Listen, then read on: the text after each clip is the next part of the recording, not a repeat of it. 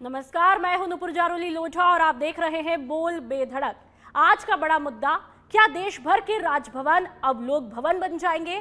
क्योंकि केंद्रीय गृह मंत्रालय ने 25 नवंबर 2025 को सभी राज्यों के राज्यपालों को चिट्ठी लिखकर कहा कि राजभवन को लोक भवन और केंद्र शासित प्रदेशों के राजनिवास को लोक निवास नाम दें। क्या राज्यपाल अब जन सुनवाई मोड में होंगे?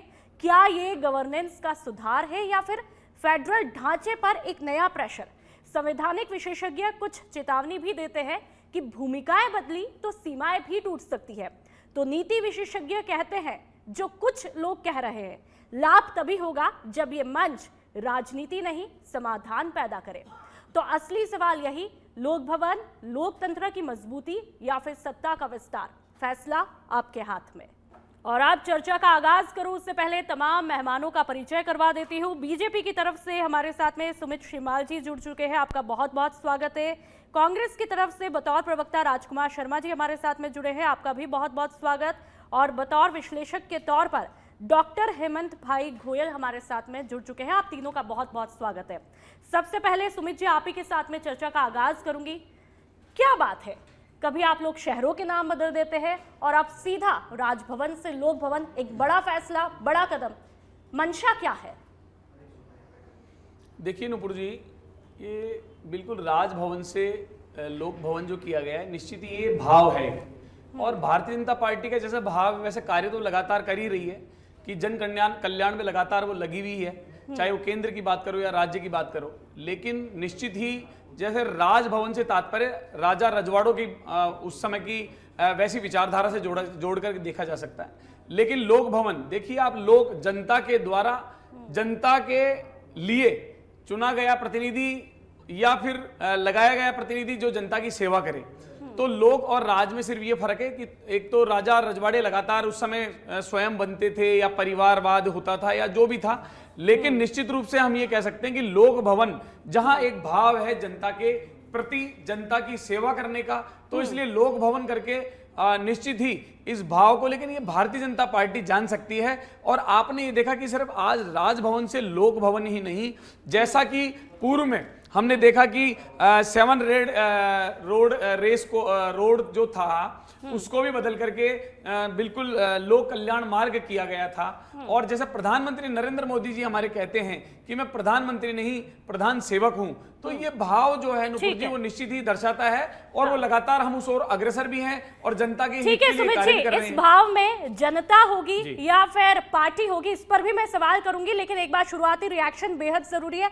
कांग्रेस के प्रवक्ता राजकुमार जी, आपसे सवाल है, आखिरकार मंशा इतनी अच्छी है, जनहित की यहाँ पर बात की जा रही है, गैप जो होता है आमजन के बीच में और सरकार के बीच में वो खत्म होगा, फिर दिक्कत क्यों है, विरोध क्यों है? नुपुर जी, भारतीय जनता पार्टी बताए कि उनकी नीयत क्या है। हिंदुस्तान के लोग कहते हैं कि भारतीय जनता पार्टी की नीयत हिंदुस्तान के आम आदमी के प्रति अच्छी नहीं है। हिंदुस्तान का आम आदमी, गरीब आदमी, किसान आदमी, नौजवान आदमी, महिला, पुरुष, सब लोग कहते हैं कि भारतीय जनता पार्टी कोई भी काम करती है उनके अंदर निश्चित तौर पे उनका बहुत बड़ा स्वार्थ छुपा होता है। किसी दूरदर्शी व्यक्ति को पहले दिन पकड़ में आता है, किसी को बाद में पकड़ में आता है। हम तो इतना कहना चाहते हैं कि भारतीय जनता पार्टी राजस्थान में, हिंदुस्तान में सुशासन दे। राजभवन का नाम लोक भवन कर दिया, किसी सड़क का नाम बदल दिया, किसी कोई ओवर ब्रिज है उसका नाम बदल दिया, किसी सेतु का नाम बदल दिया, किसी हाईवे का नाम बदल दिया, किसी राज्य का नाम बदल दिया। बदला बदली का खेल आप बहुत कर रहे हैं, लेकिन हिंदुस्तान की जनता कहती है कि काम लाइए। राजकुमार जी, तो सोल्यूशन आप दे दीजिए। क्या ये भाव अच्छा नहीं है कि अब जहां पर एक जमाने में लोगों की मेंटेलिटी ये होती थी, राजभवन के नाम को सुनते ही आपको ऐसा लगता था कि किसी महल में एंटर करें, वो डर रहता था आमजन के मन में, लेकिन जब लोक भवन करेंगे तो उनको अपनापन महसूस होगा और कहीं ना कहीं इजीनेस भी देखने को मिलेगी, लोग आसानी से जाएंगे। तो फिर दिक्कत क्या है? नुपुर जी, चाहे राजभवन हो, चाहे लोक भवन हो, चाहे मुख्यमंत्री निवास हो, चाहे प्रधानमंत्री निवास हो, सुरक्षा के दृष्टिकोण से ये भवन बहुत सुरक्षित माने जाते हैं। सुरक्षा का यहाँ बहुत बड़ा पहरा रहता है, क्योंकि ये सब इसमें जो भी लोग रहते हैं, चाहे प्रधानमंत्री हो, चाहे गवर्नर साहब हो, चाहे उपराष्ट्रपति हो, चाहे राष्ट्रपति हो, चाहे मुख्यमंत्री हो, बहुत वीवीआईपी होते हैं। आम आदमी का इसमें आना जाना संभव नहीं होता है। लेकिन हम तो इतना कहना चाहते हैं, चाहे राजभवन नाम करिए चाहे लोक भवन नाम करिए, क्या आम आदमी को उससे फायदा मिलेगा? क्या आम आदमी की उसमें जनसुनवाई होगी? क्या लोक भवन या राजभवन, जहां पर राजस्थान की या किसी और स्टेट की सरकार जहां से जनता पीड़ित हो, क्या वो अपनी शिकायत वहां दर्ज करा पाएंगे? क्या ठीक है, आपके दर्द को भी मैं आगे रखूंगी, लेकिन हमारे साथ में बतौर विश्लेषक हेमंत जी, आप बताइए कि इस बदलाव से क्या कुछ असर देखने को मिलेगा? देखिए नुपुर जी, 25 नवंबर 2025 को सेंट्रल होम अफेयर्स मिनिस्ट्री ने ये निर्देश जारी किया है, आदेश जारी किया है कि अब देश के सारे राजभवन लोक भवन के रूप में जाने जाएंगे। कलकत्ता में, पश्चिम बंगाल में ये हो भी चुका है, वहां पर राजभवन को लोक भवन कर दिया गया है। नवाचार अच्छा है, कोई बुराई नहीं है, मैं स्वागत करता हूं, लेकिन प्रश्न ये पैदा होता है कि क्या नाम में सब कुछ रखा है? अरे भाई मुझे आप बताइए, आपने ठीक है राजभवन से राजशाही की बू आती है, लोक भवन करने से एक भावना आएगी, एक मैसेज जनता में जाएगा, लेकिन क्या लोक भवन कर देने से आम जनता की प्रवेश उनका खुल जाएगा? क्या आम जनता वहां पर जा पाएगी? और क्या लोक भवन होने के बाद राज्यपाल क्या जनसुनवाई करेंगे? और अगर जनसुनवाई करते हैं तो क्या समानांतर सरकार चलेगी? प्रश्न बहुत सारे इसमें पैदा होते हैं। मैं कह रहा हूं नवाचार अच्छा है, लेकिन क्या इसका एग्जीक्यूशन किस तरह से हो पाएगा? क्योंकि कई बार जब इस तरह के राज्यपाल जहां पर आए, प्रोएक्टिव राज्यपाल जहां जिन सरकारों में बने, वहां पर जब राज्यपालों ने जन सुनवाई की तो सीएम और राज्यपाल के बीच टकराव भी देखने को मिला। ऐसा भी अतीत में हमको देखने को मिला है। तो अब प्रश्न ये सबसे बड़ा पैदा होता है, अच्छी बात है लोक भवन बने, जनता वहां जाए, जनता को वो रास्ते सुलभ हो, अच्छी बात है, लेकिन एक बात और है, कहावत है ना कि यथा नाम तथा गुण। क्या लोक भवन करने के बाद क्या उसी तरह से वो सब हो पाएगा? वरना तो एक कहावत ये भी है कि सब आंखों से देख नहीं सकते, नाम नहीं सुख। तो मैं ये कहता हूं कि नाम में बहुत ज्यादा कुछ रखा नहीं है, लेकिन अगर नाम के आप आधार पर चल रहे हैं तो नाम के हिसाब से वो काम भी वहां पर दिखना चाहिए। अरे समस्याएं बहुत सारी हैं। मुझे लगता है कि ये नाम जो बदलने का जो मैसेज जनता में अच्छा नहीं जा रहा। मैं तो जनता की तरफ से बात रख रहा हूं, और मैं ये केवल बीजेपी कांग्रेस, मैं दोनों प्रवक्ताओं से बात कर रहा हूं कि ये जो नाम परिवर्तन की जो होड़ चल पड़ी है ना, जब कांग्रेस आती है बीजेपी के नामों को बदलती है, बीजेपी आती है कांग्रेस के नामों को बदलती है। अरे भाई काम जब तक सरकार का इकबाल पैदा नहीं होगा, जब तक आम आदमी के दुख दर्द दूर नहीं होंगे, आप नाम कुछ भी रखें, आप राजभवन रखें, लोक भवन रखें, लेकिन जनता की सुनवाई होनी चाहिए, लोगों को सुमित जी, मैं आपके पास में आऊंगी। आपने हेमंत जी को सुना है, नाम में क्या कुछ रखा है? सब कुछ काम में रखा है। एक टाइमिंग सबसे इंपॉर्टेंट बात हो जाती है। ठीक है, आप लोगों ने मंशा अच्छी है, पूरे देश में नोटिफिकेशन जारी भी कर दिया है, लेकिन सबसे पहले आखिरकार पश्चिम बंगाल को ही क्यों चुना है? इसके पीछे क्या कुछ रणनीति? क्योंकि कुछ लोग तो कह रहे हैं भाई 2026 अब आ चुका है, नजदीक है चुनाव, तो इसे कैसे देखा जाए? देखिए, हर चीज को हमको राजनीतिक दृष्टिकोण से या चुनावी दृष्टिकोण से नहीं देखें तो ठीक रहेगा। लेकिन मैं ये कहना चाहूंगा नुपुर जी कि जैसा कि हेमंत भाई जी ने कहा कि राजभवन से कहीं ना कहीं निश्चित ही राजशाही की हमको एक विचारधारा सामने आती है, और लोक भवन से निश्चित ही जनता के लिए सेवा करने का भाव प्रदर्शित होता है। लेकिन मैं कांग्रेस से ये कहना चाहूंगा कि ये पहली बात तो हेमंत भाई जी आपका मैं एक जवाब ये देना चाहूंगा कि कांग्रेस आप बोल रहे हो कि आती है तो बीजेपी के नाम बदलती है और बीजेपी आती है तो, लेकिन ऐसा नहीं है, क्योंकि लोक भवन कोई भारतीय जनता पार्टी का नाम नहीं है, ये जनता के लिए, जनहित के लिए एक तरीके से नाम है। लेकिन मैं वही दूसरी ओर अगर तुलनात्मक अध्ययन करूं हेमंत भाई जी, तो राजकुमार जी से मेरा प्रश्न रहेगा कि पूरे देश में 37 भवनों का नाम, जो कि इंदिरा गांधी, नेहरू जी और राजीव गांधी परिवार से जुड़ा हुआ है, और सैकड़ों ऐसी सड़कें हैं, सर्किल हैं जिनके नाम लगातार परिवारवाद से जुड़े हुए हैं, तो तब इनको ये याद नहीं आती। लेकिन मैं इसका तुलनात्मक अध्ययन और इसका कंपैरिजन वहां नहीं कर रहा गांधी परिवार से, क्योंकि यहां तो राजभवन से, जो कि राजशाही स्थिति थी, वहां से लोक भवन की बात कर रहे हैं, तो ये बहुत ही स्वागत योग्य फैसला है। लेकिन मैंने आपको ये कहा, यहां एक ही नहीं, जिस प्रकार से हमारे प्रधानमंत्री जी ने कहा कि मैं प्रधानमंत्री नहीं प्रधान सेवक हूं, जिस प्रकार से मैंने कहा कि वहां पर प्रधानमंत्री निवास का नाम बदल करके, जिस प्रकार से रेस कोर्स रोड बदल करके लोक कल्याण मार्ग किया गया, तो ये सभी भावनाएं निश्चित ही कर रहे हैं। लेकिन आपने अभी तक मेरे सवाल का जवाब नहीं दिया कि आखिरकार सबसे पहले पश्चिम बंगाल में ही क्यों इंप्लीमेंट किया जाता है? इसके पीछे क्या लॉजिक? किसी और राज्य को चुन लेते, पश्चिम बंगाल को प्रायोरिटी पे क्यों रखा गया? इस बात का जवाब दे दीजिए। देखिए, प्रायोरिटी ऐसा होता है कि शुरुआत एक से की जाती है नुपुर जी। जब शुरुआत एक से की जाती है तो किसी भी राज्य का नंबर आ सकता है। ऐसा नहीं है कि वहां चुनाव जो आप बोल रहे हैं वैसा नहीं है। तो मतलब निश्चित ये रूप से इत्तेफाक था। नहीं, बंगाल बिल्कुल वो भी हमारे देश का एक बिल्कुल अभिन्न अंग है, हमारा राज्य है, तो निश्चित रूप से वहां होना चाहिए। और उसके बाद ये आप प्रश्नवाचक इसलिए नहीं लगा सकते कि संपूर्ण देश में ये नोटिफिकेशन जारी हुआ है, संपूर्ण देश में। ये बात तो मैंने भी कह दी कि पूरे राजभवन देश से में लोक भवन होगा। नोटिफिकेशन जारी हुआ है, लेकिन जब लागू होने की बात होती है तब टाइमिंग देखा जाता है, और जिस राज्य का चुनाव किया गया वो पश्चिम बंगाल है। चलिए, कांग्रेस के प्रवक्ता के पास में भी आऊंगी। राजकुमार जी, आप लोग आरोप प्रत्यारोप तो ठीक है कर रहे हैं, लेकिन बीजेपी कहीं ना कहीं आपके नक्शे कदम पर नहीं चल रही है। जैसा कि सुमित जी ने कहा कि नाम बदलाव तो आप भी करते रहते, फिर क्या दिक्कत है? नुपुर जी, कांग्रेस पार्टी ने कभी लोकसभा का या कभी राजभवन का इनके नाम नहीं बदले, सड़कों का नाम बदले, पुतलों का नाम बदले। किसके नाम पर रखे, जरा ये भी पूछो इनसे। सहूलियत होती है। मैं इनसे इतना पूछना चाहता हूं कि इनकी हिंदुस्तान में कई जगह डबल इंजन की सरकार है, वहां तो इनकी साफ नहीं है, तो ट्रिपल इंजन करना चाह रहे हैं ये लोग, ट्रिपल इंजन। और जहां डबल इंजन नहीं है वहां डबल इंजन करना चाह रहे हैं। और आपने जो प्रश्न भारतीय जनता पार्टी से पूछा, वहां डबल इंजन की तैयारी कर रहे हैं ये लोग बंगाल के अंदर। अगर इनकी नीयत इतनी साफ थी तो बिहार से कर देते। बिहार का चुनाव निबट चुका, 5 साल तक कोई अब नाम बदलने की किसी को जरूरत नहीं है। और अगर अल्फाबेटिकल करते तो आसाम से कर देते, आसाम से कर देते, आसाम से कर देते। नुपुर जी, भारतीय जनता पार्टी की हर बात के अंदर पॉलिटिक्स छुपी हुई है। आप तो वरिष्ठ पत्रकार है, आप तो समझ गई हैं।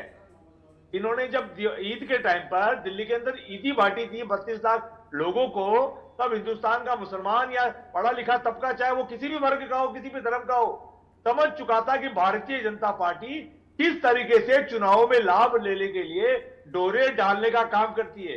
टोने टोट के करते हैं ना, वैसे डोरे डालने का काम करती तो है। राजकुमार जी, एक बात का जवाब दे दीजिए। तो आप लोग ये चाहते हैं, राजकुमार जी एक बात का जवाब दे दीजिए कि आप लोग चाहते हैं कि राज्यपाल जनता से दूर रहे। आपकी नजर में ये सही कदम नहीं है? राज्यपाल और जनता के बीच में दूरियां रहनी चाहिए? नहीं नुपुर जी, कांग्रेस पार्टी कभी नहीं चाहती है। कांग्रेस पार्टी चाहती है जो प्रधानमंत्री अपने आप को प्रधान सेवक कह रहे हैं, वो भी हिंदुस्तान की ईमानदारी से सेवा करें। राष्ट्रपति महोदय भी पूरे देश को अच्छे से कंट्रोल करें, उपराष्ट्रपति महोदय भी कंट्रोल अच्छे से करें, गवर्नर साहब भी राजस्थान को या किसी स्टेट को अच्छे से कंट्रोल करें, और मुख्यमंत्री भी अपने प्रदेश को आगे बढ़ाएं। कांग्रेस पार्टी कतई नहीं चाहती है। हम चाहते हैं हमारा प्रदेश, हमारा देश दुनिया के नक्शे में आगे बढ़े। लेकिन भारतीय जनता पार्टी, जैसे भी अभी गोयल साहब ने कहा, बंगाल में क्या हुआ था? बंगाल में जो माननीय गवर्नर साहब थे, उन्होंने वहां पुरस्कार पाया था, सीएम से पंगा लेके उनको उपराष्ट्रपति बनाया था। और जब उपराष्ट्रपति पद पे रहते हुए जब उन्होंने मुंह खोलने का प्रयास किया तो उनका इस्तीफा भी लिया था। ये नए विवाद ठीक है, गोयल साहब से मैं जवाब ले लेती हूँ। गोयल साहब, हम नफा नुकसान और फायदे की बात तो कर रहे हैं, लेकिन साथ में जो विपक्षी राज्य है उनमें कितना बड़ा इम्पैक्ट देखने को मिलेगा, इससे भी आप बताइए। देखिए, ये ठीक बात है। पश्चिम बंगाल में सबसे पहले ये नवाचार वहाँ पर उन्होंने शुरू किया है, और वहाँ के जो राज्यपाल हैं वो ट्रेन में यात्रा कर रहे हैं, वो स्कूलों में जा रहे हैं। उन्होंने बांग्लादेश सीमा का दौरा भी किया है, तो वो जन सुनवाई भी वो करते हैं। तो मुझे इस मॉडल पे कोई बुराई नजर नहीं आती। देखिए, पश्चिम बंगाल में जिस तरह के हालात बन चुके हैं और जिस तरह से वहां पर एक वर्ग विशेष पर अत्याचार हो रहे हैं, जिस तरह वहां की कानून व्यवस्था है, जिस तरह से ममता बनर्जी, जो ममता जी है मुख्यमंत्री, वो अपने आप को केंद्र सरकार से ऊपर मान के चलती है। वो केंद्र सरकार की योजनाओं को लागू नहीं करना चाहती, वो एसआईआर को लागू नहीं करना चाहती। तो अगर वहां पर राजभवन में सुनवाई होती है, जनता को अगर कोई राहत मिलती है, तो मुझे इसमें कोई बुराई नजर नहीं आती। और फिर कहीं कहीं तो शुरुआत कहीं से होगी ना। अभी अगर आप इसको राजस्थान से शुरू करते तो कहते साहब यहाँ बीजेपी की सरकार है, सबसे पहले हमने बीजेपी की सरकार से शुरू कर दिया, तो वो तो कोई बात बन जाएगी। लेकिन मैंने फिर कहा कि हमें राहत देने की बात हमको करनी चाहिए। आज आप देखिए, आप सरकार का इकबाल कहां चला गया। अपराधी अपराध कर रहे हैं, लोग फर्जी बन के दिव्यांग सरकारी नौकरियां ले रहे हैं, पेंशन पर डाका डाल रहे हैं, दिव्यांगों की योजनाओं पर डाका डाल रहे हैं। कहां है सरकार? सरकारी भवन, स्कूल भवन गिर जाते हैं, अस्पतालों में दिक्कतें होती हैं, लेकिन अपराधी में भय नहीं है।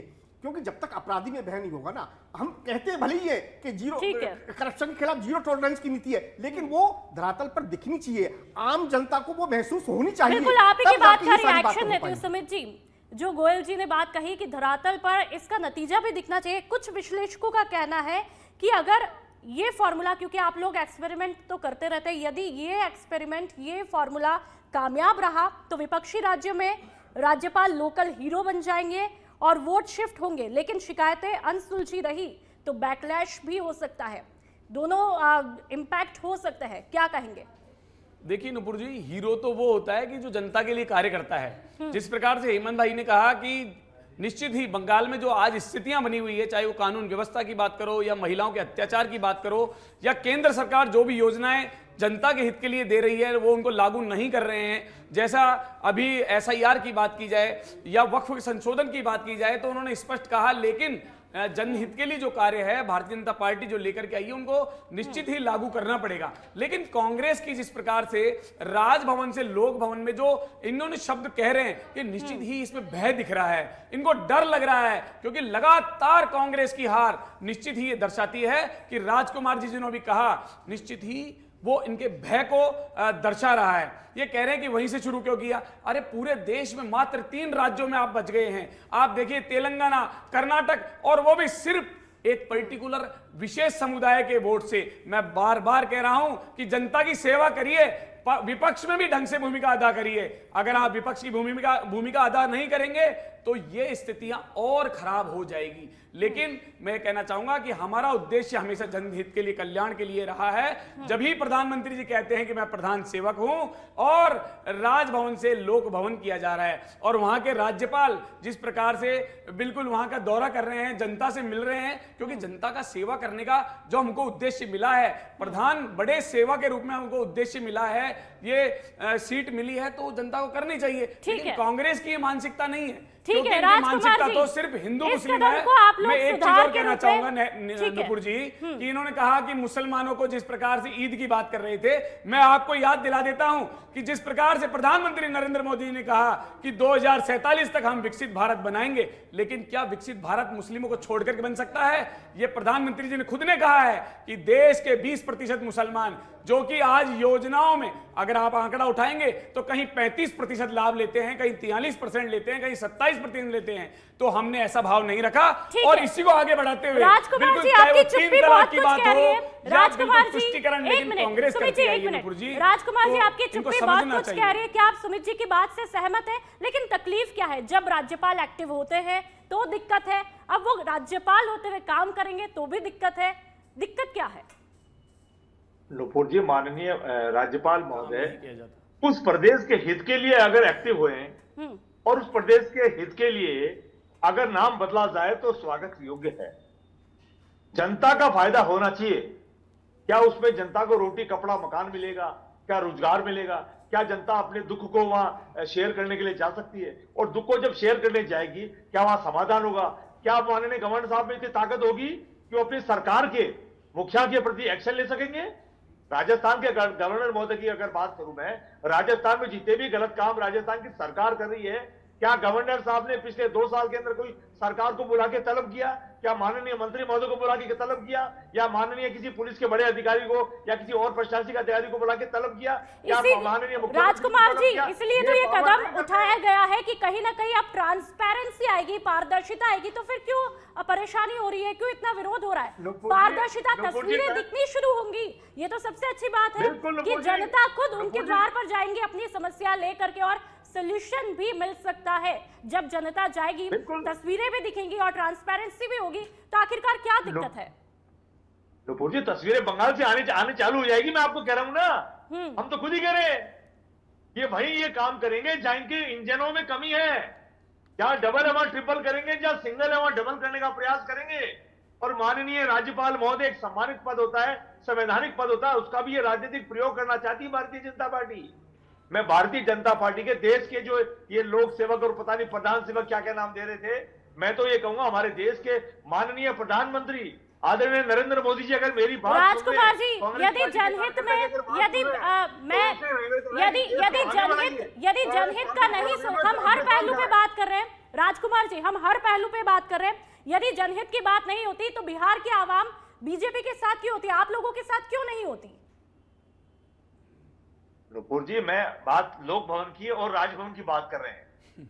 और भारतीय जनता पार्टी या सत्ता पक्ष कोई भी काम करेगी, विपक्ष की जिम्मेदारी बनती है कि लेकिन अगर वो फैसला जनता के हाथ में ही होता है ना। ठीक है, और हिंदुस्तान ठीक की है, जनता चलिए, की गोयल जी, ऐसे काम नहीं चलता। गोयल जी, ये हमारी गोयल जी, मैं जिम्मेदारी आपके बनती पास है। में आना चाहूंगी। हमको क्या हिंदुस्तान की लगता जनता है ने, ये विरोध राजस्थान जो की है जनता ने वो वोट दिया आखिरकार है। क्यों हो रहा है कांग्रेस की तरफ से? वाकई में यदि ओवरऑल मैं समझना चाहूं, यदि हमारी जनता समझना चाहे तो वाकई में ये एक वोट गिविंग है या फिर जनहित के हित में होगा ये देखिए फैसला? नुपुर जी, राजकुमार जी शर्मा कांग्रेस के प्रवक्ता मेरे बहुत अच्छे मित्र हैं। उनकी मजबूरी है कि वो यहाँ चूंकि कांग्रेस का पक्ष रख रहे हैं, वो ठीक है।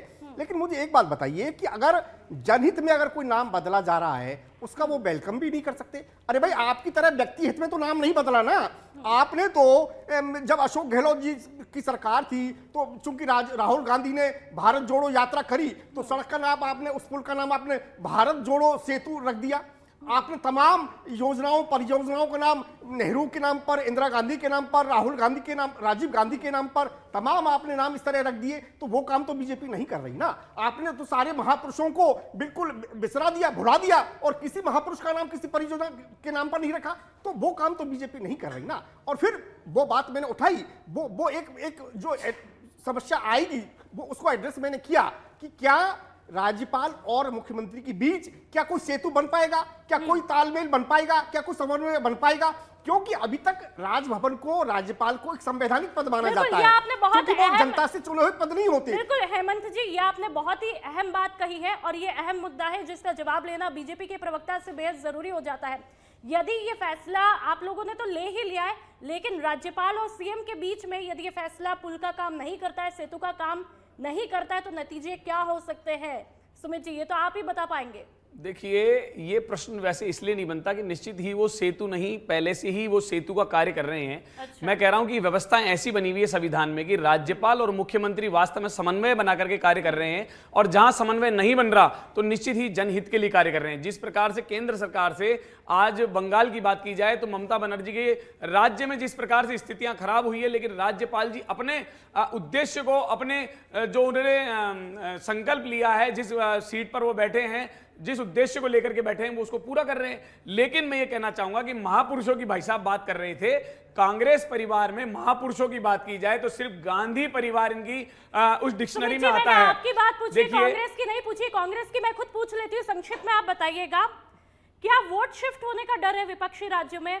ऐसा कुछ लोग जो है अभी से विश्लेषक सवाल कर रहे हैं, मेरे पास भी मैसेज आया। बताइए राजकुमार जी। नुपुर जी, वोट शिफ्टिंग एक अलग सब्जेक्ट है। हम तो ये कहना चाहते हैं कि गवर्नर साहब जो होते हैं वो जनता और सरकार की जो तकलीफ है उसको अगर बांटने का काम करेंगे तो बहुत बेहतर है। मैं एक छोटा सा उदाहरण दूंगा, गोयल साहब भी मेरी बात से सहमत होंगे। जयपुर के अंदर केवल जयपुर की बात, उदाहरण नहीं राजकुमार जी, सोल्यूशन दे दीजिए कि भाई राज्यपाल जो इस तरह से राजभवन को लोक भवन कर दिया गया है और अब जो आम जन का और राज्यपाल के बीच में जो दूरियां घटेगी उससे नुकसान होगा। ये बात आप सच बेधड़क पे बोल दीजिए कि अच्छा कदम नहीं है। सॉल्यूशन नहीं दे रहा हूं मैं जी। गोयल साहब भी मेरी बात से सहमत होंगे, सुमित जी भी सहमत होंगे। जयपुर के अंदर राजस्थान में सरकार का डर नहीं है, पुलिस का डर नहीं है।